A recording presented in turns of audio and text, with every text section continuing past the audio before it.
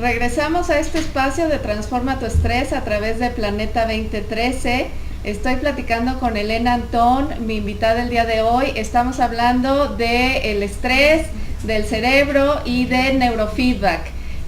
Antes de continuar conversando con ella de estos temas, pues quiero invitarlos nuevamente a que sigan esta transmisión todos los jueves a las 9 de la mañana a través de Planeta 2013, a través de Ustream, de Facebook. Pueden también visitar nuestra página web, que es www.transformatuestrés.com.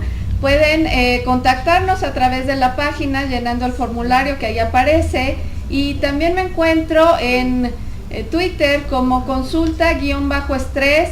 Los invito a que estemos interactuando, a que me ayuden a hacer este programa en el cual, bueno, pues les estaré compartiendo contenidos muy interesantes acerca de psicología positiva, de salud, de bienestar y por supuesto este tema del cual hemos estado platicando, que es el tema del estrés.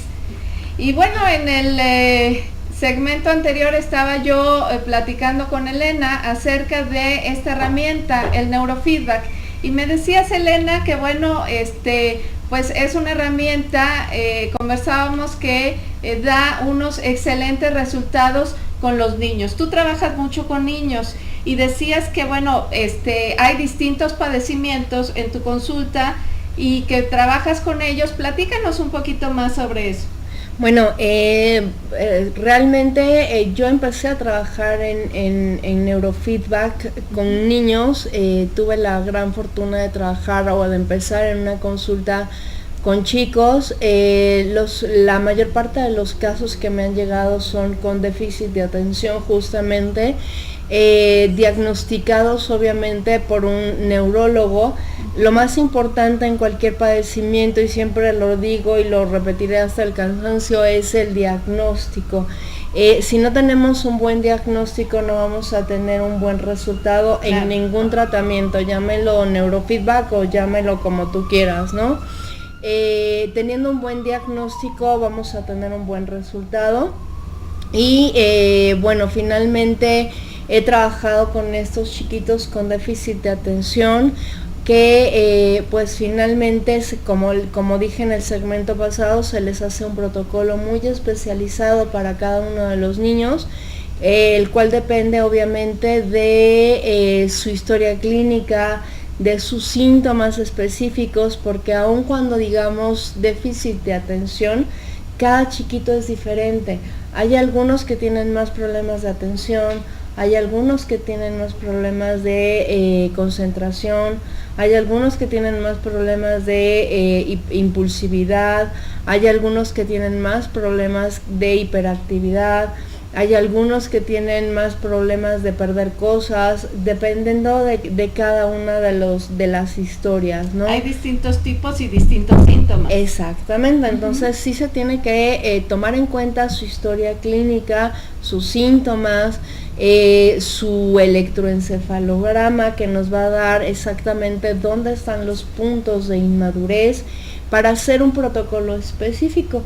Y ya se sigue el protocolo específico. Específicamente, valga la redundancia, en déficit de atención el protocolo es más o menos alrededor de 40 sesiones.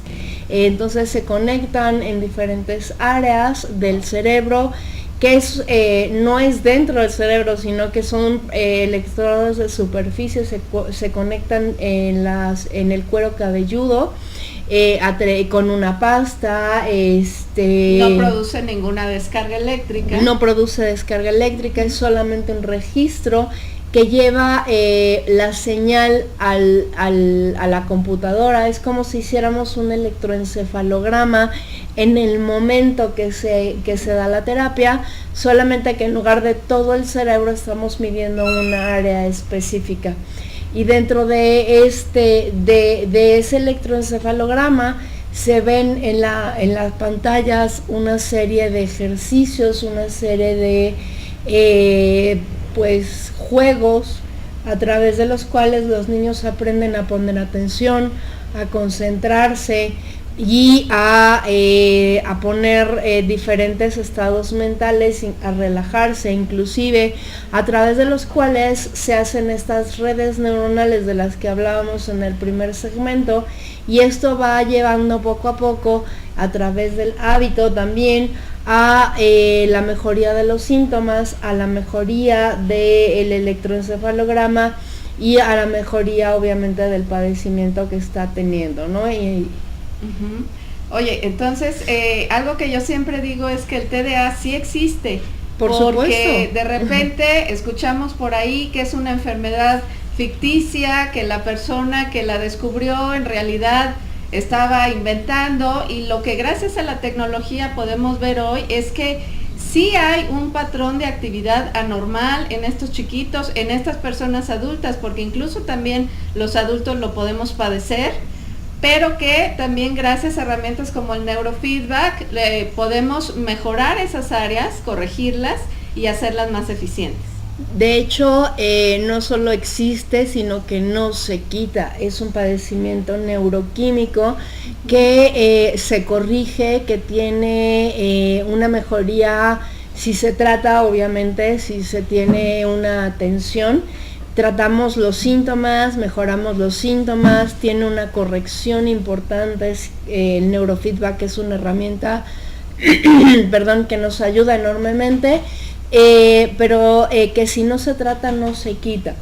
Aún tratándose hay secuelas que tenemos que compensar de alguna manera, y que obviamente en el adulto quedan secuelas, y si no se trata todavía quedan muchas más secuelas, y aún en el adulto la neuroplasticidad existe. Entonces, aun cuando no se haya tratado cuando es chico, cuando fue niño, por ejemplo, se puede tratar en el momento actual.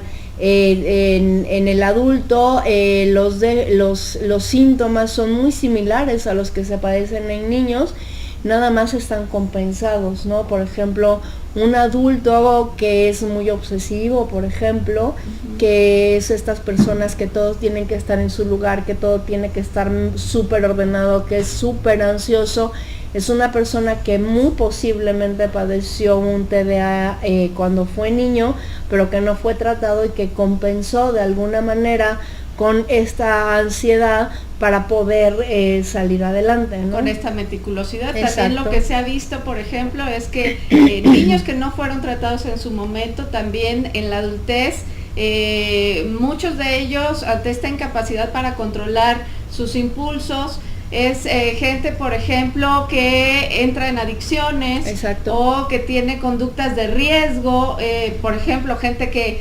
invierte desmesuradamente en la bolsa, o que manejan a altas velocidades, toda esta serie de cosas. Oye, yo creo que también es importante platicar de cuándo sí y cuándo no, porque yo creo que ese es el tema importante. No se trata de una enfermedad ficticia, pero que sí a veces es sobrediagnosticada. ¿Cuándo tú puedes saber que se trata verdaderamente de un TDA y no a lo mejor de un problema de ansiedad en un niño? Finalmente hay que trabajar en el diagnóstico, como decía yo hace rato. Si tiene una historia que apunta hacia un déficit de atención con todos los síntomas, que se le hacen el electroencefalograma, que se hacen estudios pertinentes, como puede ser un estudio psicopedagógico, un estudio neuropsicológico que apunta hacia un déficit de atención, pues te está, digamos que si la cebra, si tiene rayas, pues es una cebra, ¿no? Finalmente. Y finalmente el especialista apropiado para diagnosticar un déficit de atención no es un psicólogo, no es un pedagogo, es un neurólogo, porque finalmente es un trastorno neuroquímico, no un trastorno psicológico. Finalmente a veces es difícil diferenciarlo, porque el déficit de atención produce problemas emocionales a la larga, porque son chicos que intentan y no logran, pero también los problemas emocionales producen problemas de atención. Entonces, ¿qué es primero, el huevo o la gallina? Es difícil diferenciarlo. pero si tenemos los estudios, por ejemplo el electroencefalograma, y hay una inmadurez, pues la inmadurez sí finalmente nos apunta que es un déficit de atención, o sea que primero es el problema de atención que viene dando ya después los problemas emocionales. Y creo que parte importante de este diagnóstico también es poder entender la dinámica familiar. Sí. Yo hago mucho énfasis en eso porque ¿qué pasa en casa de un chiquito en el que, por ejemplo, todos los papás están peleando constantemente? Pues el niño, por supuesto que no se va a poder concentrar en la escuela, y a lo mejor no estamos hablando de un TDA, sino de una manifestación de que el niño no está pudiendo entender, no está pudiendo manejar todo lo que pasa en casa. O, por ejemplo, yo siempre les pregunto a los papás cuántas horas duermen sus chiquitos. El tema del sueño, el tema del insomnio es algo que vemos tanto en adultos como en niños. Si permitimos, por ejemplo, a nuestros hijos que vean la tele hasta altas horas de la noche, que consuman grandes cantidades de azúcar, tú sabes que el azúcar es un disparador de energía. ¿Qué pasa si el niño está comiendo dulces toda la tarde? Bueno, pues a lo mejor no es TDA, a lo mejor es un tema de que hay que bajarle el azúcar, ¿no? En muchas ocasiones sí, y por eso es importante la historia clínica y por eso es importante el diagnóstico global, ¿no? En la historia clínica se preguntan todas estas cosas, la dinámica familiar, sí, los hábitos de sueño, los hábitos alimenticios y todo este tipo de cosas, ¿no? Sí, los padres han sido diagnosticados con TDA porque sabemos que también hay un componente genético, es decir, que si yo tengo TDA, es probable que mis hijos también puedan padecerlo. Y no solo en el TDA, también en la ansiedad hay un componente no solo genético, sino aprendido. Y en la depresión. Exactamente. Elena, ¿qué te parece si invitamos a todos los profesionales de la salud que estén interesados en conocer más estas herramientas muy poderosas que por supuesto requieren de mucho estudio, a que se inscriban al curso de bio y neurofeedback que estaremos dando el próximo mes de agosto? Exacto. Es del 15 al 19 de agosto en la Ciudad de México. Para mayor información y para que ustedes se puedan registrar, lo pueden hacer a través de la página que es curso bio y neurofeedback.info. Están totalmente invitados y con muchísimo gusto ahí vamos a ampliar toda esta información que estamos hablando el día de hoy, con mucha más bibliografía y muchísimo más detalle. Muy bien, pues amigos, estamos en Transforma tu Estrés, regresamos en unos momentos.